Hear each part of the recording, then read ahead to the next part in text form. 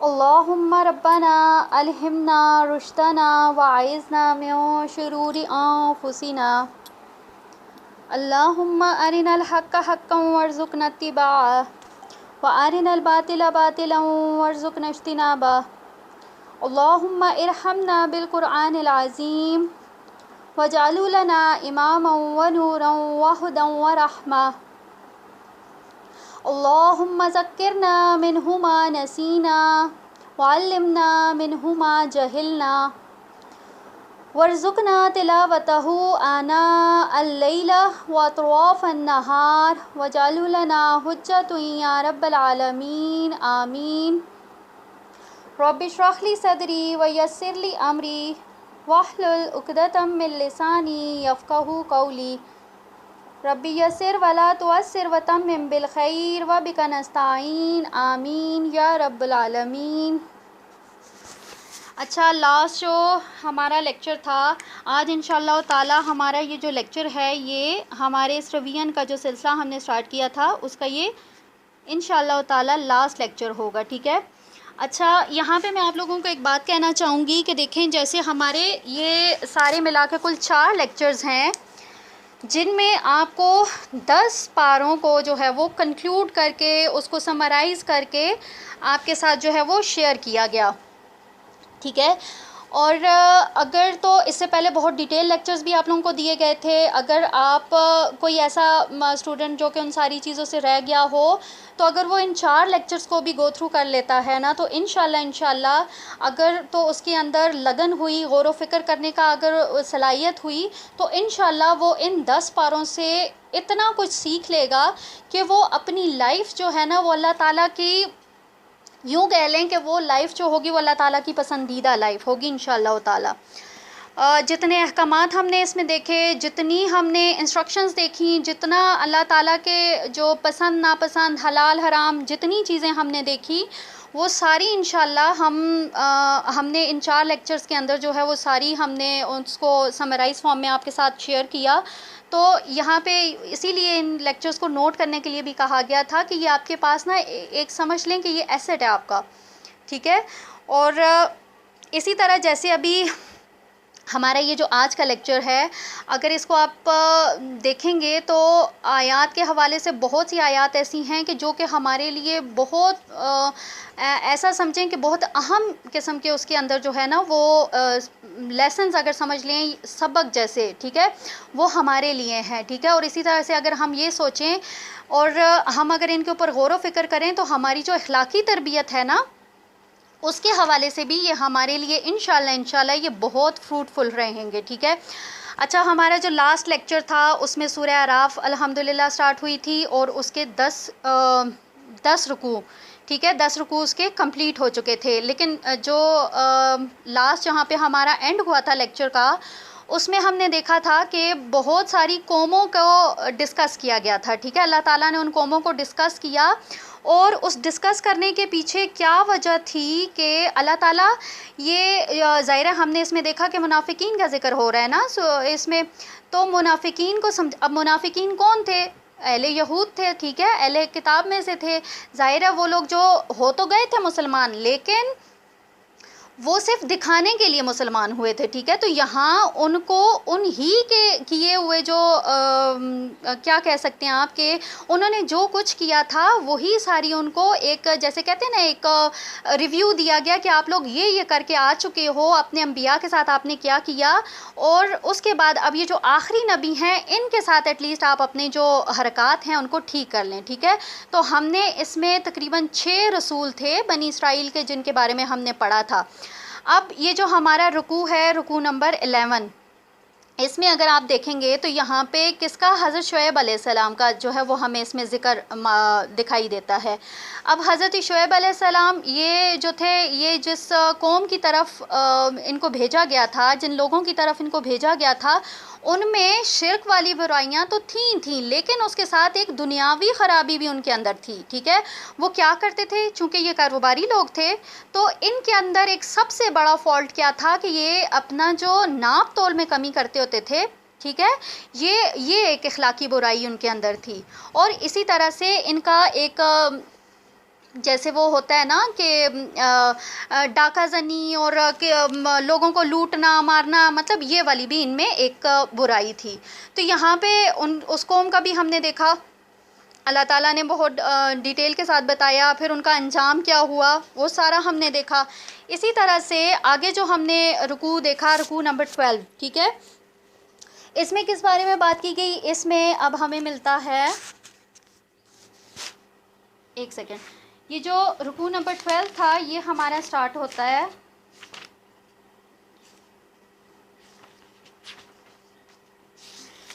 او مائی God, یہ ہے ہمارا آیت نمبر 94 سے آیت نمبر 102 تک، ٹھیک ہے، آیت نمبر 94 سے 102 تک ہے۔ اب اس میں ہمیں کیا بتایا گیا کہ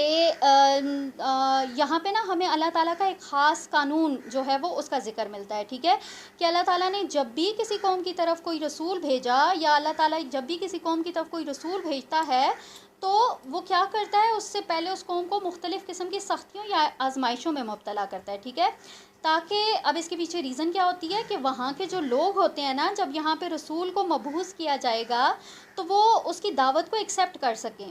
ٹھیک ہے، کیونکہ ہم ایسا دیکھتے ہیں نا کہ عموماً ایسا ہوتا ہے کہ اگر انسان کی بہت لگزوریس قسم کی لائف ہے، ٹھیک ہے، اس کو ہر چیز اس کے پاس موجود ہے، ہر چیز اس کو میسر ہے، تو تب تو دیکھیں بہت مشکل ہوتا ہے نا کہ ہماری رسائی جو ہے وہ اللہ تعالیٰ تک ہو سکے، کیونکہ یہ بات تو ہم بہت اچھے سے جانتے ہیں، تعویل عام ہو یا تعویل خاص ہو، کہ اللہ جو ہے وہ ہمیشہ مشکل وقت میں یاد آتا ہے، ٹھیک ہے، یہ ایک بہت ہی بٹر ٹروتھ ہے ہمارا کہ ہمیں جو ہے وہ خوشی میں کبھی بھی اللہ جو ہے وہ یاد نہیں آتا، ہمیشہ دکھ میں یاد آتا ہے، تب ہم بہت سارے نوافل بھی پڑھتے ہیں، ہم وظیفے بھی کرتے ہیں، ہم صدقے بھی دیتے ہیں، ہم سارا کچھ کرتے ہیں، تو یہی ایک چیز ہے، یہی ایک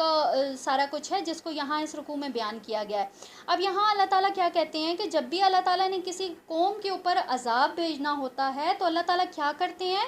کہ یا تو وہ لوگ جو ہوتے ہیں وہ بہت مطلب وہ بالکل بے خوف ہوتے ہیں، یا وہ سوئے ہوتے ہیں، یا وہ کھیل تماشے میں وہ مصروف ہوتے ہیں، ٹھیک ہے، تو اس طرح سے جو ہے وہ ان کے اوپر عذاب آتا ہے۔ اب آگے دیکھیں رکوع نمبر جو 13 ہے، 13 کے ساتھ ہم 14 بھی لیں گے، کیونکہ یہاں پہ بھی جو ان کے بنی اسرائیل کے جو نبی ہیں، ٹھیک ہے، حضرت موسیٰ علیہ السلام، ان کا ذکر جو ہے وہ ہمیں نظر آ رہا ہے۔ حضرت موسیٰ علیہ السلام جو ہیں ان کا وہ والا واقعہ اس رکوع میں ہمیں ملتا ہے 13 میں، کہ جب فرعون کی قید سے وہ بنی اسرائیل کو آزاد کر کے لائے تھے، اور پھر اس سے پہلے اس کے پس منظر میں فرعون کے دربار میں حضرت موسیٰ اور حضرت موسیٰ علیہ السلام اور فرعون کا جو ہے وہ ہمیں مکالمہ نظر آتا ہے، اور پھر حضرت موسیٰ علیہ السلام نے جو ہے وہ خود کو اللہ تعالیٰ کا نبی ثابت کرنے کے لیے ان کو معجزات دکھائے، لیکن پھر بھی اس کے اوپر کوئی اثر نہیں ہوا، اور کیا ہوا کہ وہ اپنے جو اس کا دعویٰ تھا نا خدائی کا، وہ اس کے اوپر ڈٹا رہا، اور پھر کیا ہوا لاسٹ میں کہ اس نے وہ غرور و تکبر میں آ کر حضرت موسیٰ علیہ السلام اور ان کے ماننے والوں کے لیے اس نے عبرتناک انجام کا اعلان کیا۔ اسی طرح سے ہم آگے دیکھتے ہیں رکوع نمبر 15 اور 16، یہاں پہ بھی وہی ہمیں سارا چیزیں نظر آتی ہیں کہ فرعون کا جو رد عمل تھا اس نے کیا کیا، کہ جیسے ہی حضرت موسیٰ علیہ السلام نے اس کو اللہ تعالیٰ کی جو ہے وہ ان کی عبادت کے لیے اس کو جو ہے وہ دعوت دی، اور بنی اسرائیل کو جو ہے وہ چھوڑنے کی بات کی، تو اب کیا ہوا کہ جب حضرت موسیٰ نے اس کو یہ معجزے دکھائے، تو جواب میں یہ تھا کہ بجائے اس کے کہ وہ ان ساری چیزوں کو ایکسیپٹ کرتا، لیکن وہ ڈٹ گیا، ٹھیک ہے، تو یہاں پہ بھی اگر ہم دیکھیں تو ہمارے لیے ایک بہت بڑا لیسن ہے کہ جب بھی ہمارے آگے یا ہمارے سامنے اللہ تعالیٰ کی یا رسول اللہ صلی اللہ علیہ وسلم کی کوئی بات آتی ہے، کوئی حدیث آتی ہے، تو ایٹ لیسٹ اگر ہم اس کو ایکسیپٹ نہیں کر رہے تو ایٹ لیسٹ ہم اتنا ضرور کریں کہ ہم یہ تو سوچیں کہ اس بات کے اوپر غور و فکر کریں، ٹھیک ہے، کہ آیا یہ بات ٹھیک بھی ہے کہ نہیں، لیکن فرعون نے کیا کیا، وہ ڈٹ گیا۔ اب اس نے کیا کیا کہ جو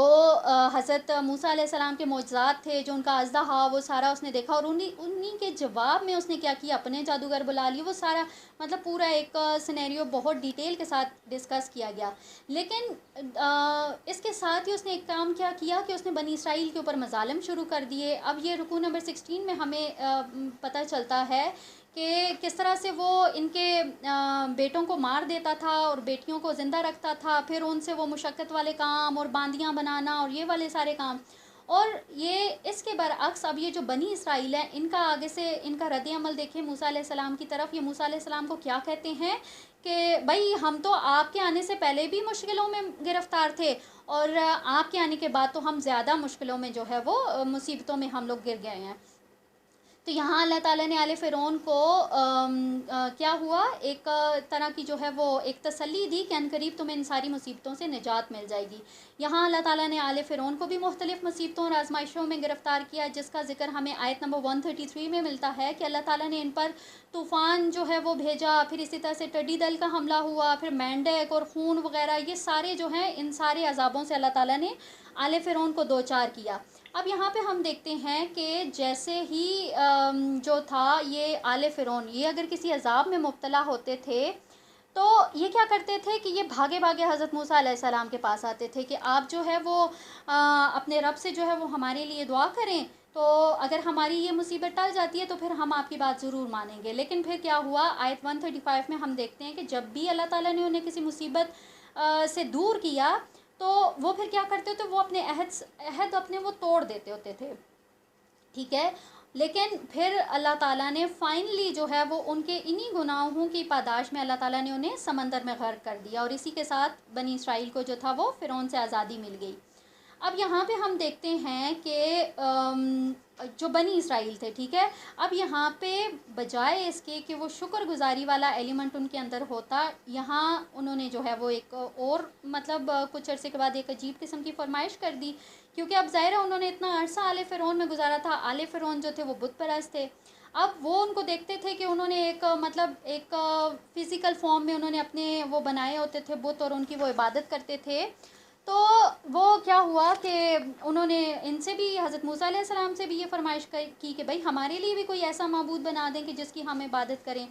تو یہاں پہ اس رکوع میں ہمیں یہ سارا پتہ چلتا ہے. آگے جو رکوع نمبر 17 ہے، آیت نمبر 142، اب اس میں ہمیں اس واقعے کا ذکر ملتا ہے کہ جب اللہ تعالیٰ نے جو ہے وہ حضرت موسیٰ علیہ السلام کو اپنے پاس بلایا تھا. پہلے جو تھا وہ 30 راتوں کا جو ہے 30 راتوں کے لیے بلایا، لیکن تھوڑا سا یہ ایکسٹینڈ کر دیا، 10 راتیں مزید اور ایڈ ہو گئیں. اب جو حضرت موسیٰ تھے وہ جانے سے پہلے اپنے جو ان کے بھائی تھے سیدنا ہارون علیہ السلام، ان کو وہ اپنا یوں کہہ لیں کہ ان کو اپنا وہ نائب مقرر کر کے گئے تھے، ٹھیک ہے، نگران ان کے پیچھے. جب حضرت موسیٰ جو تھے وہ اسی رکوع کے اندر ہمیں اللہ تعالیٰ کا اور حضرت موسیٰ علیہ السلام کی کنورسیشن بھی ملتی ہے کہ جب وہ وہاں پہ آئے تو اب ان کے دل، ظاہر انسان تھے نا، ان کے دل میں بھی ایک خواہش پیدا ہوئی کہ میں یہاں پہ آتا ہوں، میں اللہ تعالیٰ سے میری بات ہوتی ہے، تو ان کے دل میں ایک خواہش پیدا ہوئی کہ میں اللہ تعالیٰ کو دیکھوں. ٹھیک ہے، انہوں نے اللہ تعالیٰ سے کہہ دیا کہ بھئی جو ہے وہ آپ کو جو ہے وہ دیکھنے کی، انہوں نے اللہ تعالیٰ کو دیکھنے کی حضرت موسیٰ علیہ السلام نے فرمائش کی. تو اللہ تعالیٰ نے اسی آیت کے اندر جو ہے وہ کیا کہا کہ آپ میں اللہ کو دیکھنے کی سکت نہیں ہے.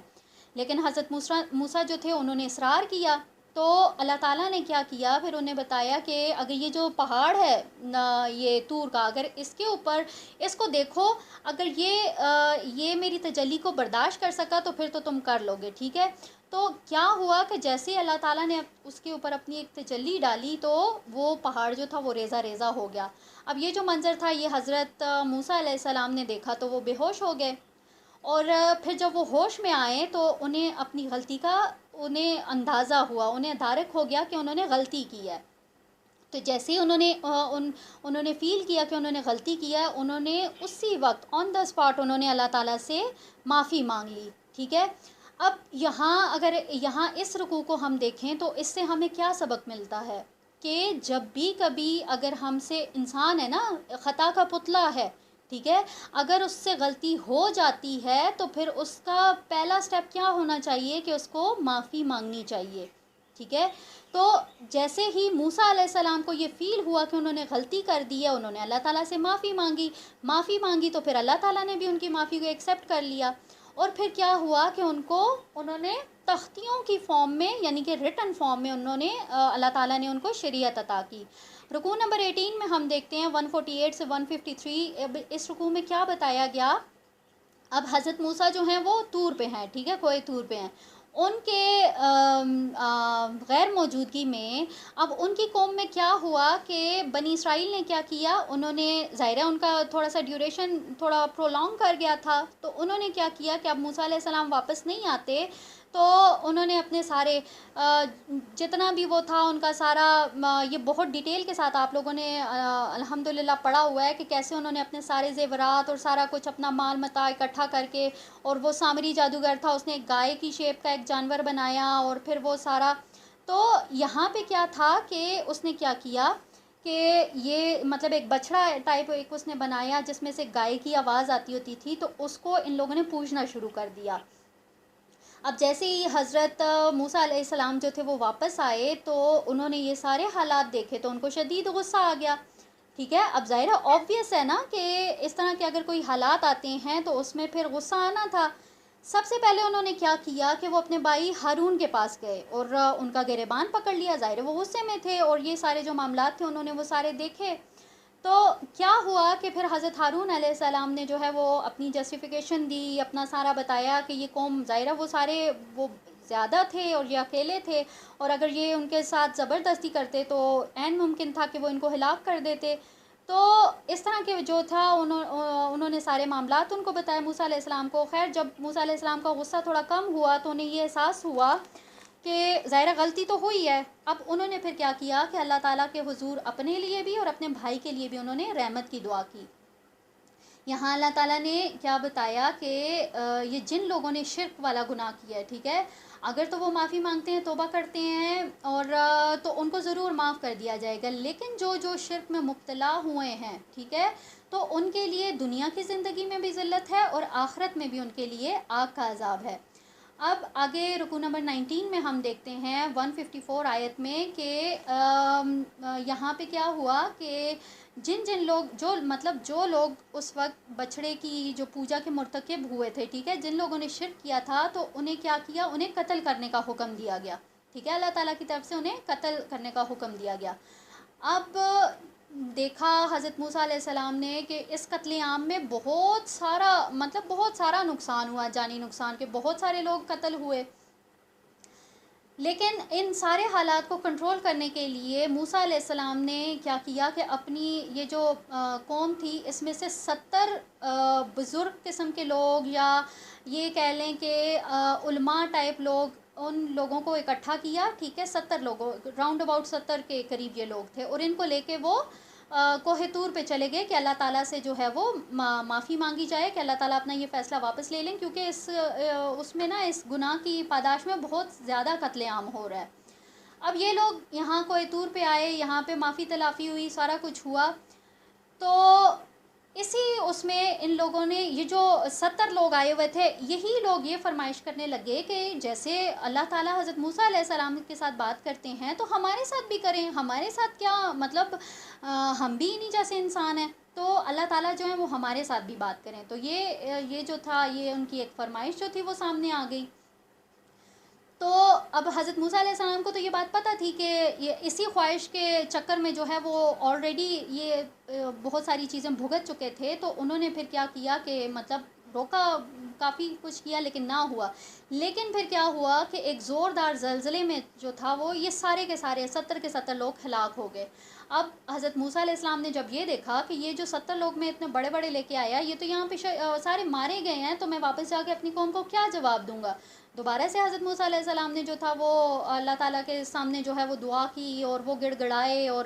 پھر اللہ تعالیٰ نے جو تھا وہ انہیں دوبارہ زندہ کر دیا۔ اب اسی کے ساتھ جو تھا وہ اگر ہم اس کی لاسٹ والی آیات میں دیکھیں تو اللہ تعالیٰ نے جو ہے وہ حکم دیا کہ اپنے نبی کی پیروی کرنے کا حکم دیا، ٹھیک ہے، اور اسی کے ساتھ اللہ تعالیٰ نے یہ بھی بتایا کہ اگر دنیا اور آخرت کی کامیابی اگر چاہتے ہیں تو پھر آپ کو جو ہے وہ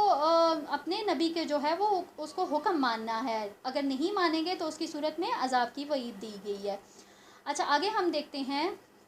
کہ اس کی جو آخری آیات ہیں، ٹھیک ہے، اس رکوع کی آخری آیت میں اسی ساری چیز کو کنٹینیو کرتے ہوئے یہاں پہ اہل یہود کو اب نبی کریم صلی اللہ علیہ وسلم کی اتباع کا حکم دیا جا رہا ہے، کیونکہ ہم یہ بات دیکھتے ہیں نا کہ اب حضرت موسیٰ علیہ السلام تو ان میں موجود نہیں تھے، تو آخری نبی جو تھے وہ آ چکے تھے، اور اب جو ہے وہ ظاہر ہے پہلے ان کو ان کے اپنے نبی کی جو اتباع تھی اس کا حکم تھا، لیکن اب جو ہے وہ ان یہود کو نبی کریم صلی اللہ علیہ وسلم کی اتباع کا حکم دیا جا رہا ہے، ٹھیک ہے۔ اور ساتھ ہی آیت نمبر 157 میں یہ بھی بتایا کہ اب جو کوئی ان رسول کی پیروی کرے گا اور ان کی مدد کرے گا اور اس کو فالو کرے گا جو کہ ان کے اوپر نازل کیا گیا ہے، تو وہی انسان جو ہے وہ مفلحون میں سے ہوگا۔ اسی طرح آگے جو ہے رکوع 158 سے 162 تک، تو اس میں ہم دیکھتے ہیں جیسے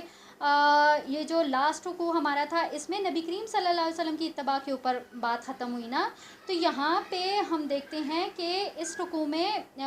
ایک تو نبی کریم صلی اللہ علیہ وسلم کی اتباع کو لازمی قرار دیا گیا، ٹھیک ہے، اس کے ساتھ ہی نبی کریم صلی اللہ علیہ وسلم کو بھی یہ حکم دیا جا رہا ہے کہ آپ جو ہیں وہ لوگوں کو مخاطب کر کے بتائیں کہ میں اللہ کا رسول ہوں، ٹھیک ہے۔ اور کون اللہ؟ وہ اللہ کہ جو زمین اور آسمان کا مالک ہے، جو زندگی دیتا ہے، جو موت دیتا ہے، ٹھیک ہے۔ تو جو کوئی بھی اللہ پر ایمان لائے گا، اس کے رسولوں پر ایمان لائے گا، تو وہی ہدایت یافتہ کہلائے گا۔ اسی طرح آگے ہم آیت نمبر 159 میں دیکھتے ہیں کہ دوبارہ سے جو ہے وہ بنی اسرائیل کا جو ہے وہ قصہ شروع ہو رہا ہے۔ اب اس میں کیا کہا جا رہا ہے؟ ظاہر ہدایت یافتہ لوگوں کی بات ہوئی، تو اس میں بتایا جا رہا ہے کہ یہ جو بنی اسرائیل ہیں، اہل یہود ہیں جی، ٹھیک ہے، ان میں بہت کم لوگ ایسے ہیں جو کہ ہدایت یافتہ ہیں، ان کی میجورٹی جو ہے وہ نافرمان ہے، ٹھیک ہے۔ اور اس رکوع کے اینڈ تک جو ہے وہ انہی کے بارے میں بتایا گیا کہ کس طرح سے اللہ تعالیٰ نے انہیں 12 قبیلوں میں ڈیوائیڈ کیا، پھر ان کے لیے 12 چشمے نکالے، پھر ان کے لیے جو ہے وہ من و سلوہ اتارا، اور پھر ان کو فلسطین میں آباد ہونے کے لیے کہا گیا، لیکن انہوں نے انکار کر دیا، لیکن پھر جب وہ مجبوراً داخل بھی ہوئے تو اس شہر میں جو کلمہ اللہ تعالیٰ کی طرف سے دیا گیا تھا کہ اس کو پڑھتے ہوئے آپ نے داخل ہونا ہے، لیکن کیا کیا انہوں نے کہ اس کلمے کو ہی انہوں نے چینج کر دیا۔ اسی طرح ہم آگے دیکھتے ہیں، آگے رکوع نمبر 21 ہے، اس میں اصحاب سبت کا واقعہ نظر آتا ہے، ٹھیک ہے۔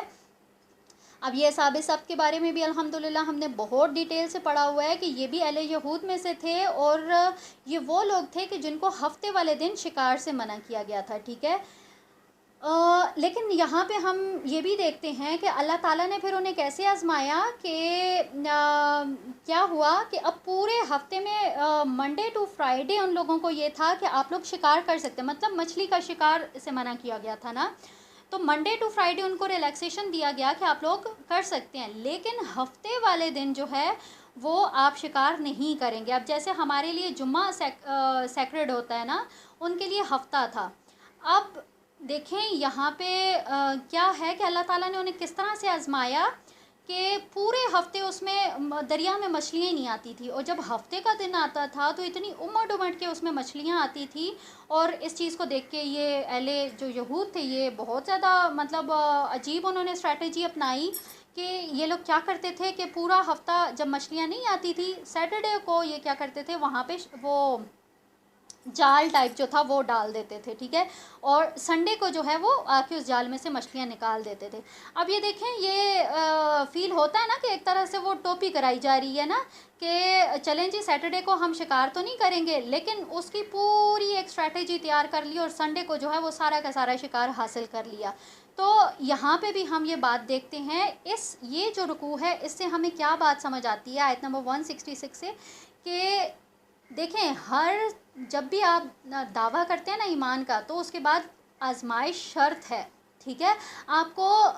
سورہ بقرہ میں ہم نے پڑھا تھا کہ آپ کو جانوں سے، آپ کو مالوں سے، آپ کو ثمرات کے نقصان سے آزمایا جائے گا، تو آزمائش شرط ہے۔ تو یہاں پہ دیکھیں کہ اللہ تعالیٰ نے انہیں کس طرح سے آزمایا، سیم اسی طرح سے ہم نے حج والے اس میں دیکھا تھا ٹاپک میں کہ اب جیسے احرام کی حالت میں شکار منع ہے، تو اب ان حاجیوں کو آزمانے کے لیے اب کہیں سے کوئی صحرا کا سفر ہوتا تھا، کہیں سے کوئی بکری آ گئی، کوئی ہرن آ گیا، تو یہ کون بھیجتا تھا؟ اللہ تعالیٰ بھیجتا تھا۔ کس لیے بھیجتا تھا؟ کہ ان کی آزمائش ہو سکے کہ کون جو ہے وہ اپنے دعوے میں سچا ہے، کون جو ہے وہ اس چیز کو سمجھے گا کہ اللہ تعالیٰ نے ایک چیز کو حرام قرار دیا ہے اور وہ اس چیز سے باز رہے گا۔ تو یہ اللہ تعالیٰ کی طرف سے ایک آزمائش کا سلسلہ ہے جو کہ ہر ایک کے لیے ہے. سیم اسی طرح سے اللہ تعالیٰ نے انہیں بھی آزمایا تھا اور وہ اس آزمائش میں ناکام ہو گئے, اور پھر اس کے بدلے میں اللہ تعالیٰ نے انہیں کیا کیا تھا, کس طرح سے عذاب دیا تھا کہ انہیں ذلیل بندر بنا دیا. ٹھیک ہے, اسی طرح ہم آیت نمبر 167 میں دیکھتے ہیں کہ اللہ تعالیٰ نے ان کے لیے یہ بھی اعلان کیا, یہ جو بنی اسرائیل تھے, ٹھیک ہے, اہل یہود کے, قیامت تک اب ان کے اوپر اللہ تعالیٰ ایسے لوگوں کو مسلط کرے گا کہ جو کہ ہمیشہ سے ان کو عذاب میں مبتلا کریں گے. ٹھیک ہے, اور یہ بات ہم دیکھتے ہیں کہ یہودیوں کی آج بھی اگر جو ان کی ہم دیکھیں نا, ان کی اسٹرینتھ دیکھیں یا ان کے حالات دیکھیں, تو وہ آج بھی کوئی اتنے خوش اور مطمئن نہیں ہے جتنا عام لوگ ان کو سمجھتے ہیں. ٹھیک ہے, تو یہ اللہ تعالیٰ کی طرف سے ایک ان کے اوپر ایک حتمی فیصلہ ہے جو کہ اللہ تعالیٰ نے ان کے لیے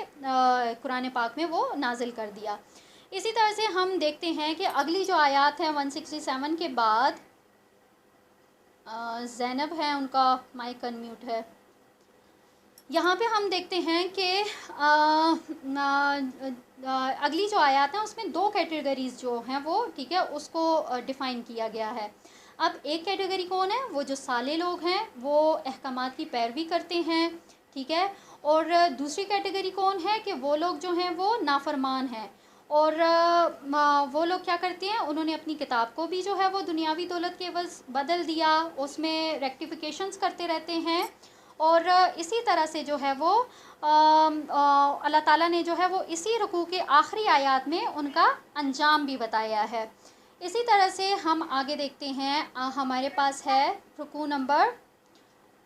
22. اس میں ہم دیکھتے ہیں کہ اس میں جو ہے وہ آیت نمبر 167 میں عہد الست کا ذکر ملتا ہے. ٹھیک ہے, اب یہ عہد الست کیا ہے کہ اللہ تعالیٰ نے اپنا عہد یاد دلایا ہے کہ جو بھی, ٹھیک ہے, بنی نوع انسان جتنے بھی ہیں, اللہ تعالیٰ نے ان کو ان کے ساتھ ایک عہد کیا تھا. ٹھیک ہے, اور پھر اس کے بعد جو ہے وہ یہاں پہ اس عہد کو کس لیے ریوائنڈ کیا گیا, تاکہ روز قیامت کوئی اس چیز سے مکرے نہیں. ٹھیک ہے, اب یہاں پہ بھی اگر ہم دیکھیں تو ہمارے لیے ایک بہت بڑا لیسن ہے, اور ایک خوش قسمتی بھی ہے ہماری کہ اللہ پاک نے ہمیں اتنا کوئی ایک ہمارے اوپر ایک احسان کیا کہ ہمیں یہاں تک لایا. ہم نے اس عہد کے بارے میں پڑھا, نہیں تو کتنے لاکھوں بلکہ اربوں کے حساب سے مسلمان ہوں گے, کتنے ہی لوگ ہوں گے نا کہ جن کو معلوم ہی نہیں ہوگا. اب وہ روز قیامت جب اللہ تعالیٰ پوچھیں گے تو وہ کیا جواب دیں گے. ٹھیک ہے, تو یہ بھی اللہ تعالیٰ کا ایک احسان ہے ہمارے اوپر کہ ہمیں الحمدللہ اس عہد کے بارے میں معلوم ہے. اور وہ عہد کیا ہے, 172 میں جو ہے وہ ہمیں ملتا ہے کہ اس میں اللہ تعالیٰ نے کیا کہا کہ اللہ تعالیٰ کے ساتھ جو ہے وہ شریک نہیں کیا جائے گا. ٹھیک ہے, اللہ تعالیٰ نے پوچھا کہ بتاؤ کہ میں تمہارا رب ہوں, تو سب نے کہا کہ ہاں جی ظاہرہ آپ ہی ہمارے رب ہیں. تو اسی بات سے کو جو ہے وہ اللہ تعالیٰ نے ایک گواہی کے طور پر پیش کیا کہ آخرت میں جب تم سے پوچھا جائے گا تو تم لوگ اس بات سے مکرو نہیں کہ تم لوگوں کو بتایا نہیں گیا تھا کہ تمہارا رب کون ہے. ٹھیک ہے, اسی طرح سے آیت نمبر 175 میں اگر ہم دیکھیں تو اس میں بھی ایک کیریکٹر جو ہے وہ ہمیں نظر آ رہا ہے. ٹھیک ہے, اب اس کو ہمیں بہت غور سے جو ہے وہ سمجھنا ہے. ٹھیک ہے, اس کے اندر بھی ہمارے لیے ایک بہت بڑا لیسن ہے کہ اس میں کیا بتایا گیا کہ یہودیوں کا ایک بہت بڑا بزرگ تھا. ٹھیک ہے, ایک عالم تھا بنی اسرائیل کا, بلم بن باورا. اب یہ جو شخص تھا, یہ جو عالم تھا, اس نے کیا کیا کہ ظاہر ہے انسان بہت محنت کر کے کسی ایک مقام, اس طرح کے مقام پہ پہنچتا ہے نا, لیکن اس کی تھوڑی سی سستی اور شیطان نے اس کو پکڑ لیا.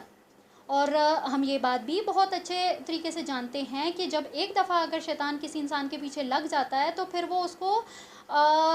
یہ سمجھ لیں کہ وہ پستی کی گہرائیوں تک پہنچا کے وہ دم لیتا ہے. ٹھیک ہے, تو اس کے ساتھ بھی وہی ہوا. اور پھر آپ دیکھیں کہ ایک اتنے بڑے عالم, اور اس کے لیے اللہ تعالیٰ نے کیا لفظ استعمال کیے, کتے کے ساتھ اس کو تشبیہ دی. ٹھیک ہے, کہ جس طرح سے کتا ہوتا ہے اس کو, اب وہ بھوکے پیٹ ہوگا تب بھی اس کی زبان باہر ہوگی, اگر اس کا پیٹ بھرا ہوا ہوگا تب بھی اس کی زبان باہر ہوگی. ٹھیک ہے, آپ اس کے اوپر کچھ بوجھ لاد دیں تب بھی اس کی زبان باہر ہوگی, اگر وہ بالکل خالی پھر رہا ہوگا تب بھی اس کی زبان باہر ہوگی. تو دیکھیں کہ یہاں پہ اللہ تعالیٰ نے کس طرح سے اگزامپل کے تھرو بتایا. اب یہاں پہ اگر ہم دیکھیں تو اگر کتے کو دیکھیں ٹھیک ہے ایک بیڈ ویو میں اس کو ذکر کیا گیا، لیکن اگر ہم اس کی دیکھیں ایک خصلت یہ بھی ہے کہ وہ اپنے مالک کا بڑا وفادار ہوتا ہے، ٹھیک ہے، یہ اس کا ایک پلس پوائنٹ ہے۔ لیکن یہ جو عالم ہوتا ہے، یہ جو بزرگ یا عالم یا جہاں اس آیت میں جس کو منشن کیا جا رہا ہے، تو دیکھیں اللہ تعالیٰ نے اس کے لیے کیا استعمال کیا کہ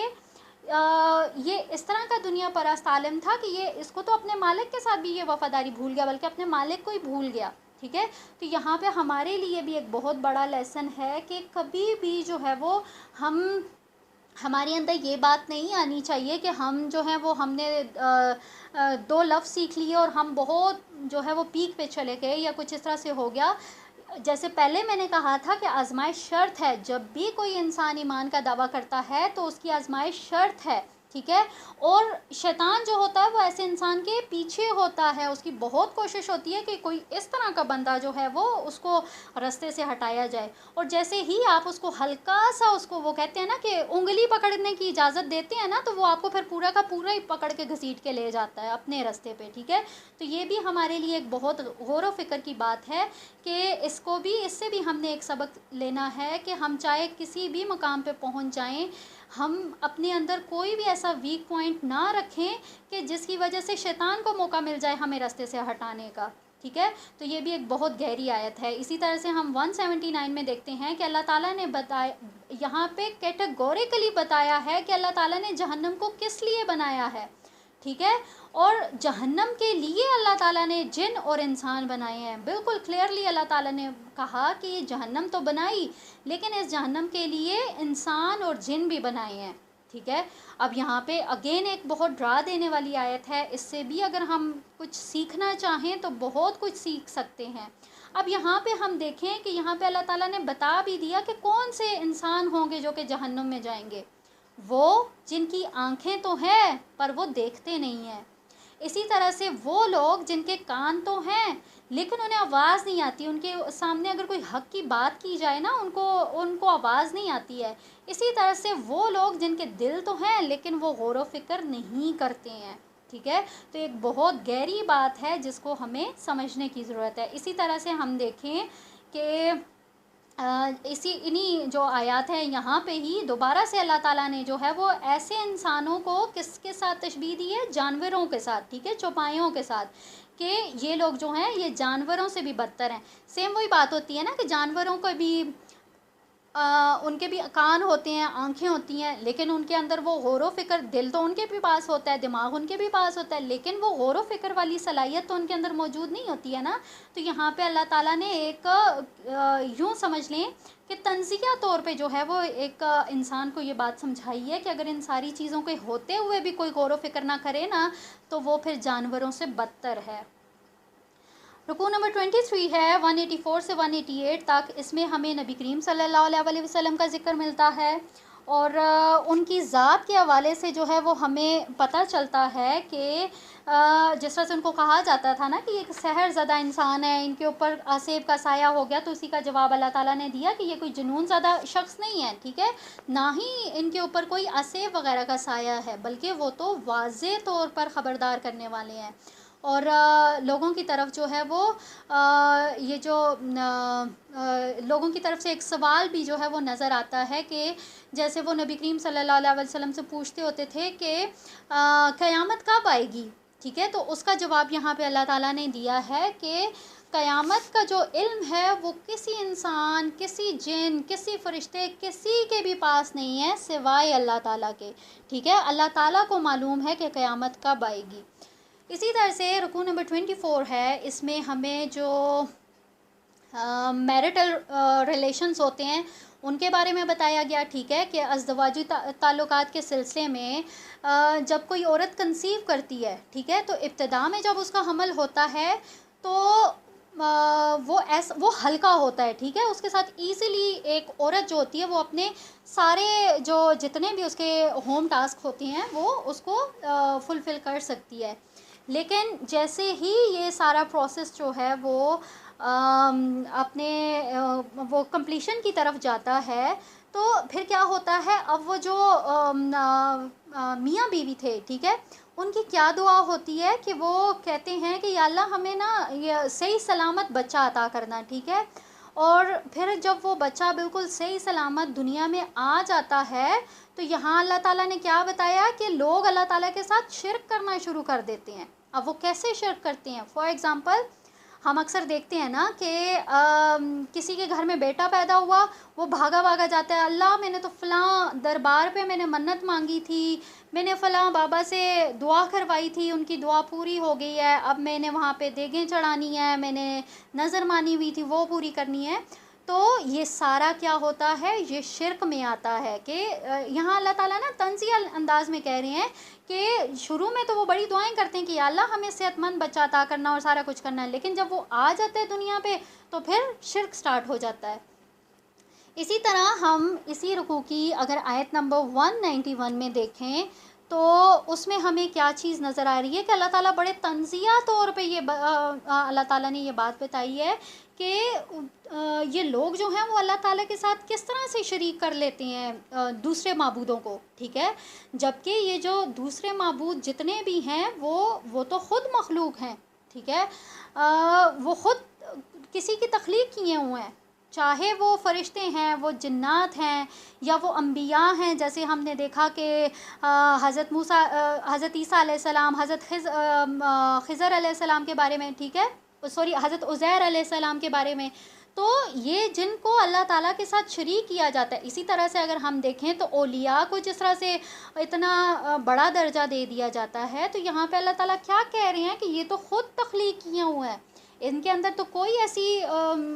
جو صلاحیت ہے وہ موجود نہیں ہے کہ یہ کسی کو تخلیق کر سکیں، یہ تو مخلوق ہیں۔ تو جو تخلیق کرنے والا ہے، جانتے بوجھتے اس کے ساتھ لوگ شرک کیسے کرتے ہیں، ٹھیک ہے، اور اسی طرح سے اب یہ جو اگلی آیات ہیں اس میں اللہ تعالیٰ نے ان لوگوں کو مخاطب کیا ہے جو کہ بتوں کی پوجا کیا کرتے تھے، ٹھیک ہے۔ اب یہاں پہ بھی اللہ تعالیٰ نے بڑے طنزیہ انداز میں یہ کہا ہے کہ بھائی پکارو ان کو، ٹھیک ہے، یہ تمہیں جواب دیں گے، کیا یہ چلتے ہیں، کیا جو تم ان کو بتا رہے ہو یہ سنتے ہیں، ٹھیک ہے۔ تو بڑا طنزیہ قسم کا انداز جو ہے وہ ان آیات میں ہمیں نظر آتا ہے اللہ تعالیٰ کی طرف سے کہ یہ جیسے ہم نے پچھلے لیکچر میں بھی دیکھا تھا کہ ان بتوں کی تو اتنی بھی ہمت نہیں ہے، اتنی بھی طاقت نہیں ہے کہ اگر ان کے اوپر اگر کوئی مکھی بیٹھ جائے منہ کے اوپر تو یہ اس کو اڑا سکیں، تو اتنے بڑے بڑے جو ہے وہ ان کے ساتھ جو ہے وہ اپنی منتیں وہ باندھی جاتی ہیں، وہ پیش کی جاتی ہیں ان کے آگے اور ان کو پوجا جاتا ہے۔ تو یہاں پہ اللہ تعالیٰ نے ایک جو ہے نا وہ ایک طنزیہ قسم کا جو ہے وہ یہاں پہ انداز ہمیں اللہ تعالیٰ کا نظر آتا ہے۔ اسی طرح سے اللہ تعالیٰ نے پھر اگلی آیات میں جو ہے وہ نبی کریم صلی اللہ علیہ وسلم کو ایسے لوگوں سے اعراض برتنے کے لیے کہا، ٹھیک ہے، اور اگر ہم اس رکوع کے آخری جو آیات ہیں، ٹھیک ہے، یہ کیونکہ سورہ اعراف کی آخری جو ہے وہ رکوع ہے، تو اس میں ہم دیکھتے ہیں کہ یہاں پہ اللہ تعالیٰ نے کچھ آداب بھی سکھائے ہیں، ٹھیک ہے، قرآن سے ریلیٹڈ۔ اب وہ آداب کیا ہیں کہ جب بھی قرآن کو پڑھا جائے گا تو آپ نے جو ہے اس کو توجہ سے سننا ہے، ٹھیک ہے، اور پھر جو ہے وہ اس کے ساتھ اللہ تعالیٰ کو عاجزی سے یاد کرنا ہے، اور اسی طرح ساتھ میں دعا مانگنے کا سلیقہ بھی سکھایا کہ دعا جو ہے وہ ہمیشہ پست آواز میں مانگنی چاہیے، ٹھیک ہے، اور اللہ تعالیٰ نے یہاں پہ یہ بھی بتایا کہ اللہ تعالیٰ کا ذکر جو ہے وہ صبح بھی کرنا چاہیے، شام میں بھی کرنا چاہیے، اور اسی طرح سے جو ہے وہ اللہ تعالیٰ نے یہاں پہ یہ بھی بتایا کہ اللہ تعالیٰ کی جو یہ جتنی بھی عبادت ہے، یہ جتنی بھی تسبیحات ہیں وہ صرف اور صرف اللہ تعالیٰ کے لیے ہیں۔ تو یہ ہمارے جو ہماری سورہ اعراف ہے یہ اس کی لاسٹ آیت ہے، اور اس میں ہم دیکھ رہے ہیں کہ یہاں پہ آیت سجدہ بھی ہے، تو یہاں پہ رک کے سارے جو ہے وہ ہم سجدہ کر لیتے ہیں، اس کے بعد جو ہے وہ ہم آگے بڑھتے ہیں۔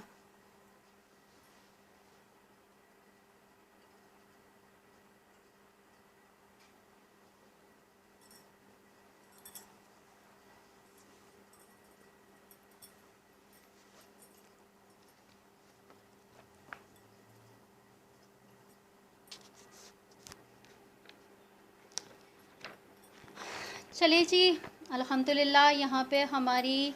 یہ جو سورہ ہے سورہ اعراف یہ ہماری کمپلیٹ ہو گئی۔ اب یہاں پہ ہم انشاءاللہ تعالیٰ سٹارٹ کرتے ہیں سورہ انفال۔ سورہ انفال جو ہے یہ 2 ہجری میں جنگ بدر کے بعد نازل ہوئی ہے. اس میں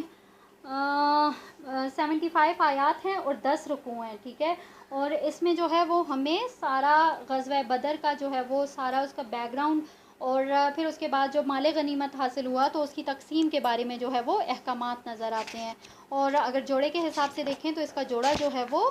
سورہ توبہ کے ساتھ ہے. یہاں پہ ہم اس کا رکوع نمبر 1 سٹارٹ کرتے ہیں. رکوع نمبر 1 جو ہے وہ آیت نمبر 1 سے لے کر 10 تک ہے. ٹھیک ہے. یہاں پہ ہم دیکھتے ہیں کہ مال غنیمت کی تقسیم کے متعلق جو ہے وہ بتایا گیا ہے کہ غنیمت کا جو مال ہے وہ کل کا کل جو ہے وہ اللہ اور اس کے رسول کا ہے. ٹھیک ہے. اور اسی کے ساتھ اسی آیت میں ہمیں مومن کی تعریف بھی نظر آتی ہے کہ مومن کون ہوتا ہے. وہ نماز قائم کرنے والا ہوتا ہے, زکوٰۃ ادا کرنے والا ہوتا ہے اور اسی کے ساتھ وہ اللہ تعالیٰ کی راہ میں جہاد کرنے والا بھی ہوتا ہے. تو یہاں پہ جو ہے وہ ہمیں مومن کی جو صفات ہیں وہ نظر آتی ہیں. اسی کے ساتھ یہاں پہ اس رکوع کے اندر جو ہے وہ اللہ تعالیٰ نے یہ چیز بھی بتائی ہے کہ اب وقت آ گیا ہے کہ حق کو واضح ہو جانا چاہیے. ٹھیک ہے. اور اللہ تعالیٰ کی طرف سے یہ چیز بھی جو ہے وہ فائنلائز ہو جائے کہ کون لوگ جو ہیں وہ حق پہ ہیں. تو یہاں اس رکوع میں ہمیں یہ ساری چیزیں پتہ چلتی ہے. اسی طرح ہم رکوع نمبر 2 میں دیکھیں, آیت نمبر 11 سے سٹارٹ ہو رہا ہے. اس میں جنگ کا جو پس منظر ہے وہ سارا بیان کیا گیا ہے کہ جب دونوں فوجیں جو تھیں وہ اللہ تعالیٰ سے مدد اور نصرت کی دعا کر رہی تھیں. اور اسی کے ساتھ ہی اللہ تعالیٰ نے بتایا کہ اللہ تعالیٰ نے کس طرح سے جنگ شروع ہونے سے پہلے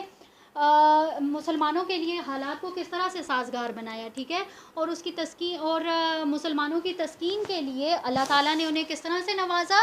کہ انہیں بارش عطا کی. ٹھیک ہے. اور اس کے ساتھ ہی جو ہے وہ اللہ تعالیٰ نے انہیں نیند بھی عطا کی. ٹھیک ہے. اور اسی کے ساتھ جو تھا وہ مسلمانوں کے لیے 1000 فرشتوں کی مدد کی خوشخبری بھی سنائی گئی تھی. ٹھیک ہے. اور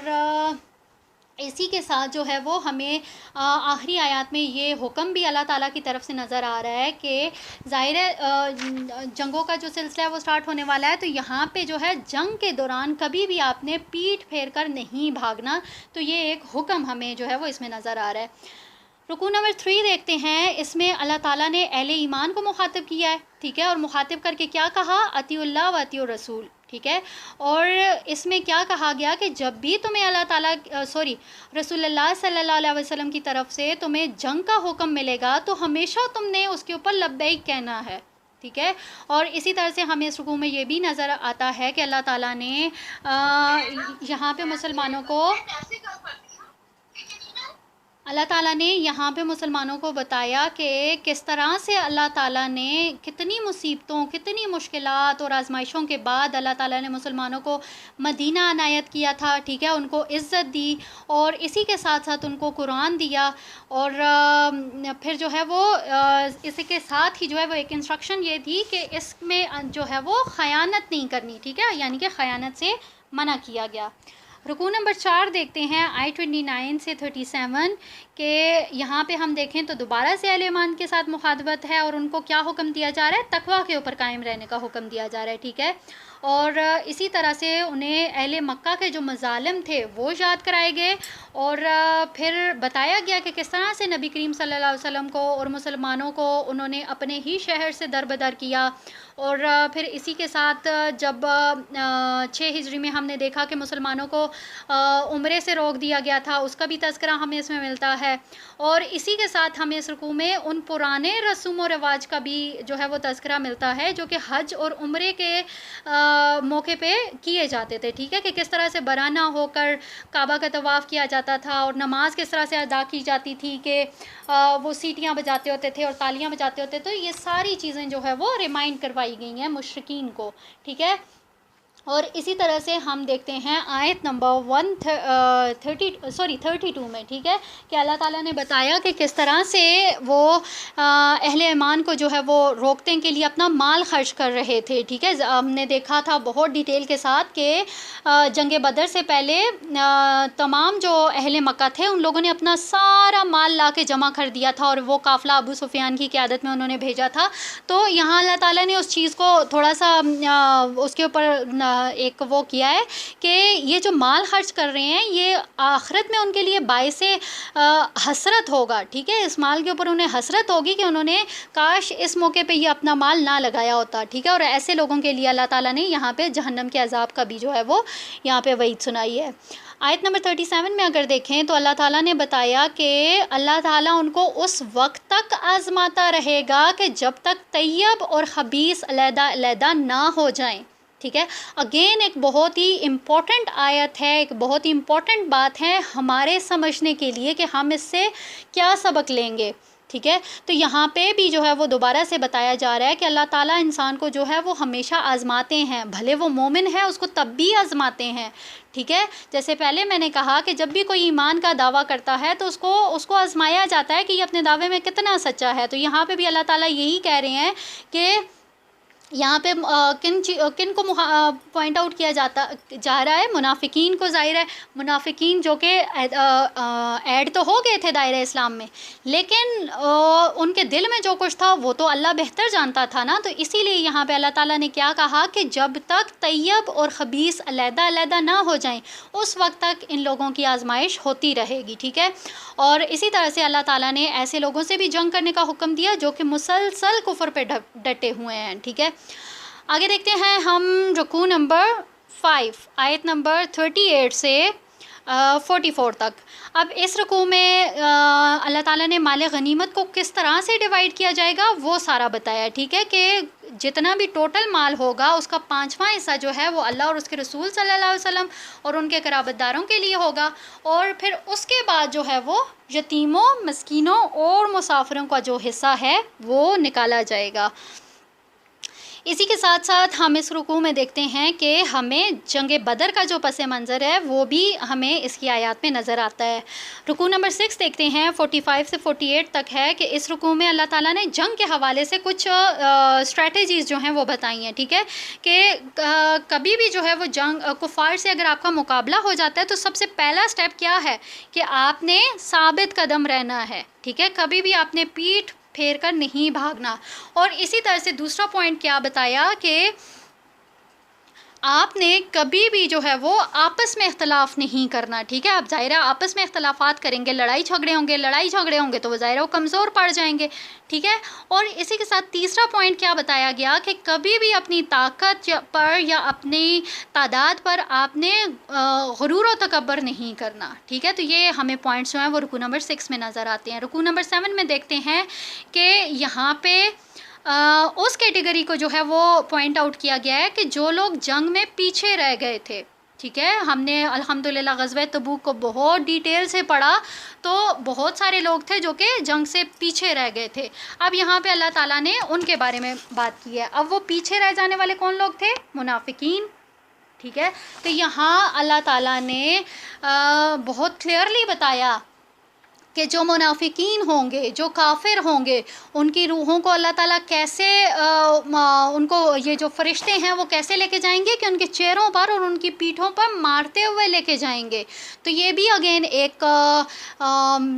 یہ سمجھ لیں کہ بڑی غور طلب آیت ہے کہ اس میں منافقین کا ذکر کیا گیا ہے، ٹھیک ہے۔ تو منافقین کون تھے؟ بظاہر وہ مسلمان تھے، اور اگر ہم یہ سوچیں تو اس میں ہمارے لیے بھی جو ہے وہ ایک احتساب والا پوائنٹ نظر آتا ہے کہ کافر،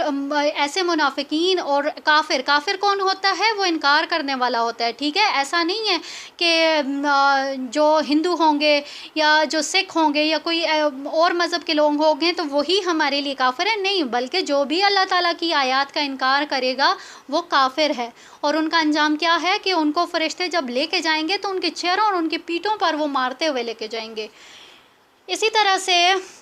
ہم اس رکوع میں دیکھتے ہیں کہ ہمیں ان لوگوں کا بھی ذکر جو ہے وہ نظر آتا ہے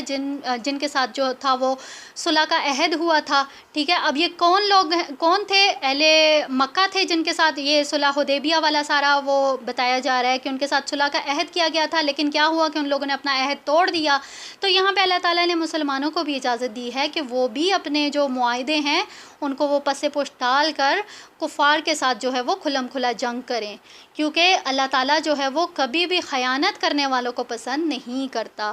یہاں پہ ہم دیکھیں گے رکوع نمبر 8 ہے، آیت نمبر 59 سے 66، اس میں نبی کریم صلی اللہ علیہ وسلم کے ساتھ مخاطبت ہو رہی ہے اور انہیں تلقین کی جا رہی ہے کہ وہ اپنے ساتھیوں کو جنگ اور قتال کی ترغیب دیں، ٹھیک ہے۔ اور اسی کے ساتھ جو ہے وہ یہ بھی بتایا گیا کہ جو کوئی بھی نبی کریم صلی اللہ علیہ وسلم کی پیروی کرے گا تو اللہ تعالیٰ ان کے لیے کافی ہوگا۔ یہاں اللہ تعالیٰ نے کیا کہا کہ اگر 10 مخلص ترین اہل ایمان والے لوگ اگر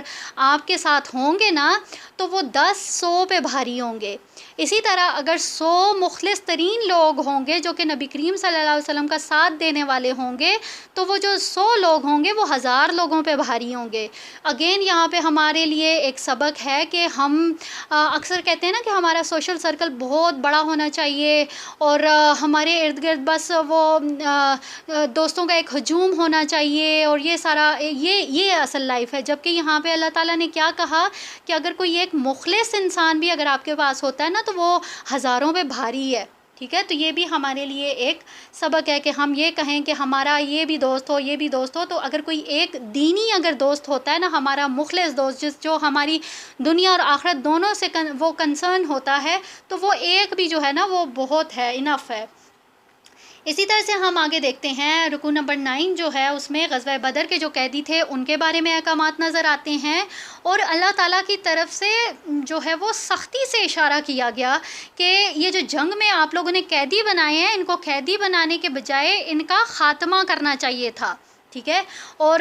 تاکہ کیا ہوتا کہ یہ جو کفار ہیں یہ جڑ سے ختم ہو جاتے، کیونکہ ہم نے دیکھا تھا نا کہ غزوہ بدر میں جو 70 قیدی جو قید ہو کے آئے تھے ان کو نبی کریم صلی اللہ علیہ وسلم نے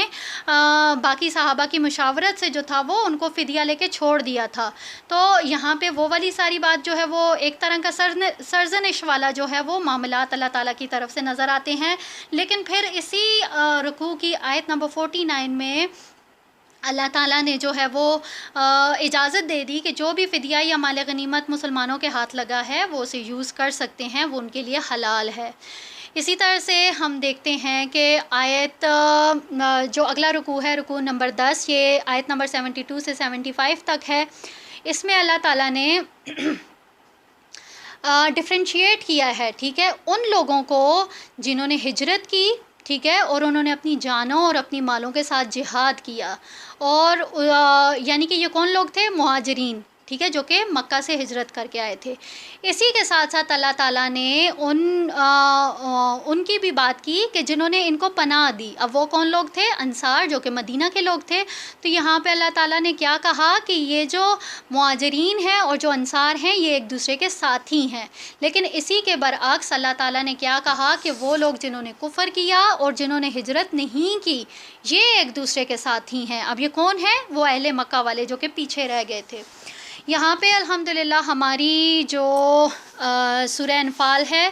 وہ بھی کمپلیٹ ہو گئی ہے الحمدللہ۔ یہاں سے جو ہے وہ ہم اپنا سٹارٹ کریں گے سورہ توبہ۔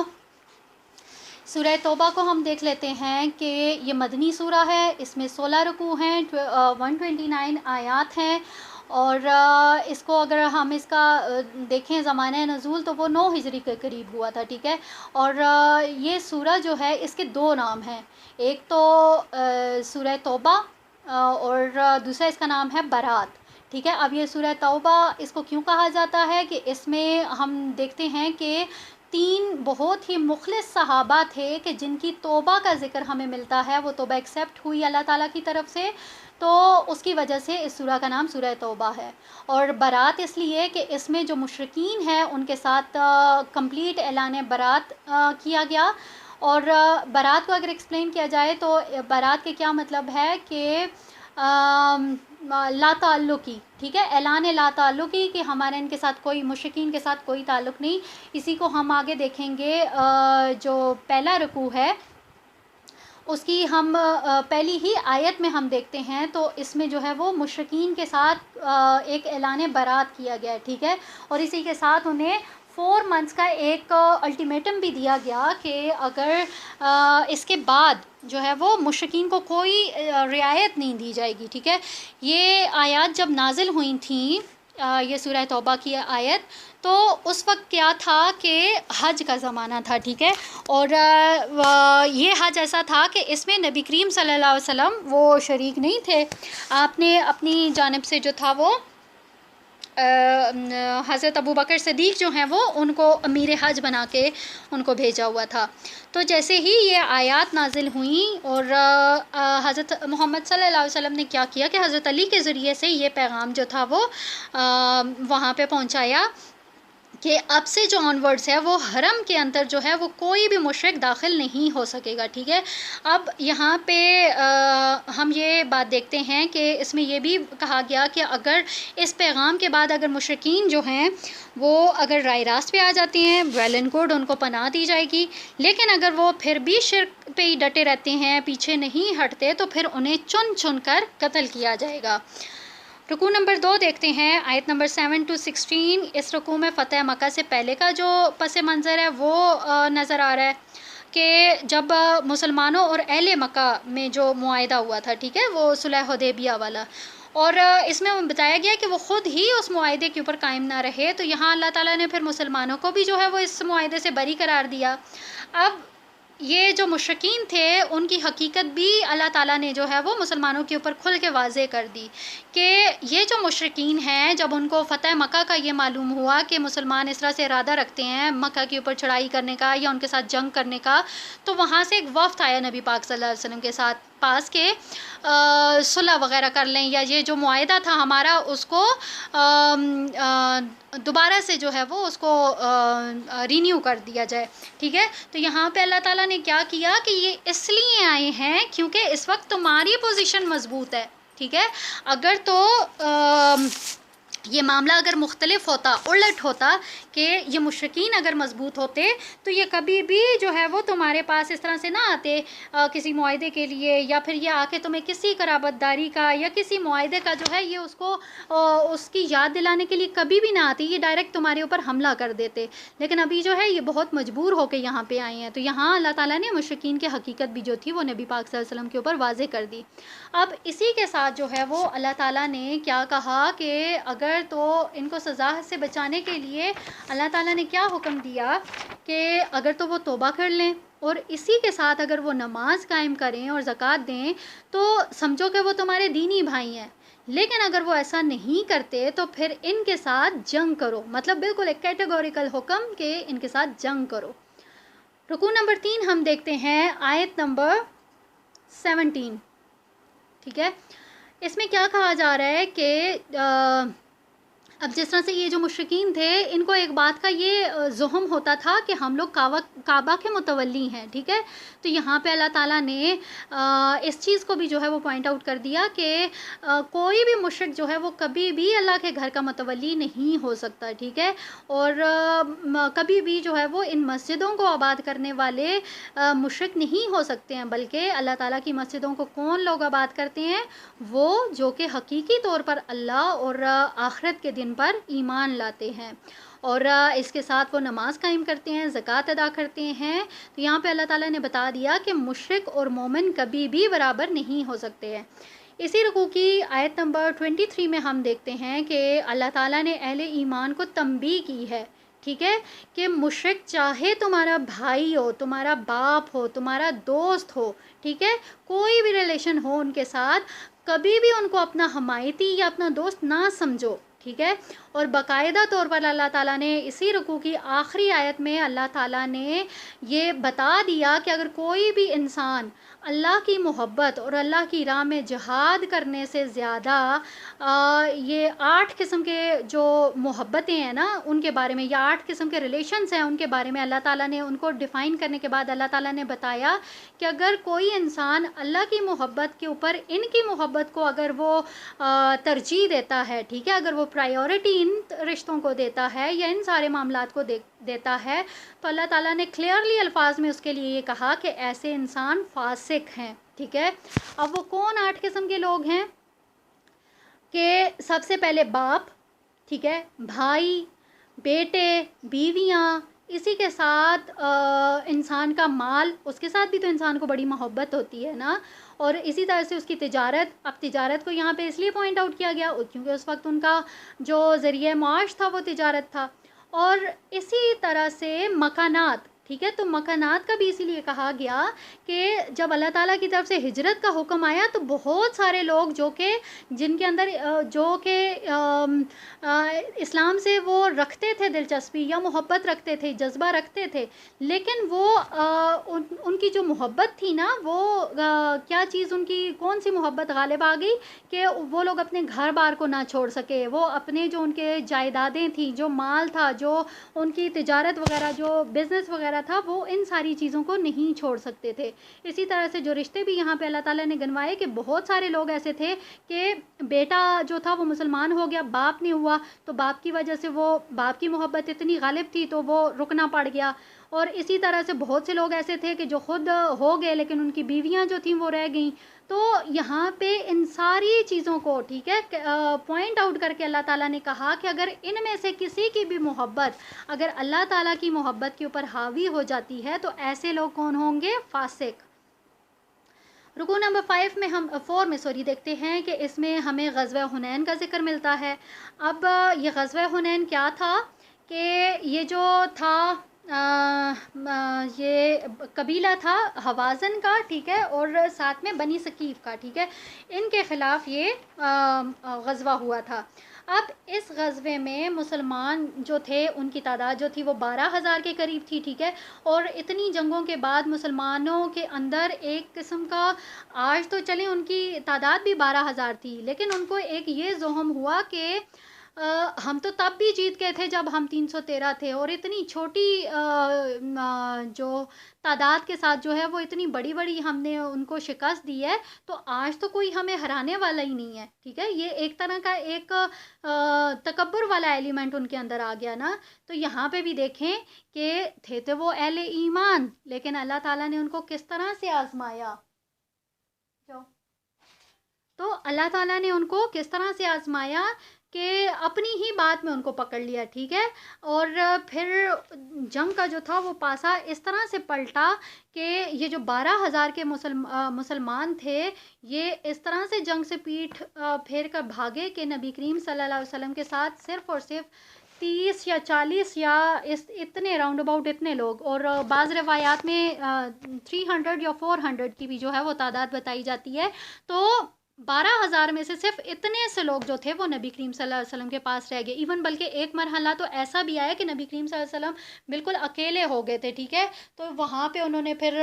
سب کو مخاطب کر کے کہا تھا کہ میں نبی ہوں، ٹھیک ہے، یہ 12,000 کے لوگ اگر میرا ساتھ دیں گے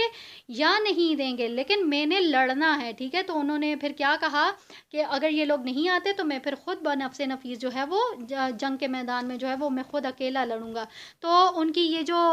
خطاب تھا، ان کے جو ان کے ساتھ جو ان کے لشکر کے لوگ تھے، جو صحابہ کرام تھے، جب ان لوگوں نے یہ سنا تو پھر بہت سارے لوگ جو تھے وہ ان کے ساتھ واپس پلٹے اور پھر دوبارہ انہوں نے جو تھا وہ حملہ کیا، اور پھر اس دفعہ جو تھا وہ ان کو فتح اللہ تعالیٰ نے جو ہے وہ نصیب کی. لیکن یہاں اس چیز سے ہمیں کیا سبق ملتا ہے کہ کبھی بھی جو ہے وہ کسی بھی پوائنٹ پہ ایک انسان کے اندر کبھی بھی یہ تکبر والا ایلیمنٹ نہیں آنا چاہیے. اور اسی طرح سے ہم یہاں پہ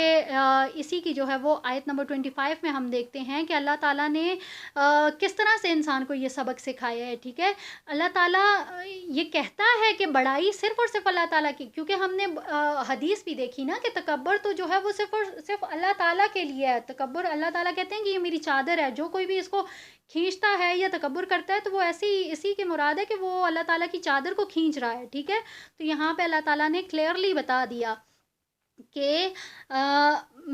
جو بڑائی ہے وہ صرف اللہ تعالیٰ کے لیے، ٹھیک ہے. غرور و تکبر جو ہے وہ صرف اور صرف اللہ کو سوٹ کرتا ہے، کسی انسان کو سوٹ نہیں کرتا، بھلے ہی وہ کتنے ہی اونچے مقام پر ہو، ٹھیک ہے. تو یہاں اس آیت میں بھی ہمارے لیے ایک لیسن ہے